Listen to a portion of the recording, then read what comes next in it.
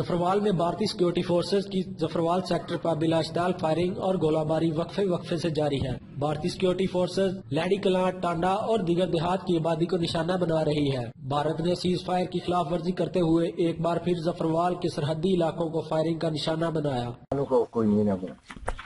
मसाला के अगले मोर्चा तक जाने तो सानू किसी परेशानी नहीं इंडिया नाल लड़न वास्ते और दूसरा पिंडा वास्ते मतलब जेडे जिन्ने भी बॉर्डर से पिंड उन्होंने वास्ते बैंकर होने चाहिए पिंडा वास्ते और उस तो बाद दफा का बंदोबस्त होना चाहिए जानवर वास्ते भी जो लोग यो गुजारा गुजरा करते हैं जानवर दिखती है ताकि वो जानवर पालन के गवर्नमेंट को फायदा मिलता है, पाकिस्तान को भी फायदा मिलता है, लेकिन ये तो कोई तवज्जो नहीं दिता, कोई पता नहीं पूछता नहीं। फायरिंग का यह सिलसिला वक्फे से जारी है। फायरिंग के नतीजे में जफरवाल सेक्टर के सरहदी देहातों में मार्टर गोले गिरने से मकानात और जानवरों को नुकसान पहुंचा है। पंजाब रेंजर की भरपूर जवाबी कार्रवाई जारी है। कैमरामैन कलीम अब्बास के साथ राना अली रजा, रोज न्यूज, जफरवाल।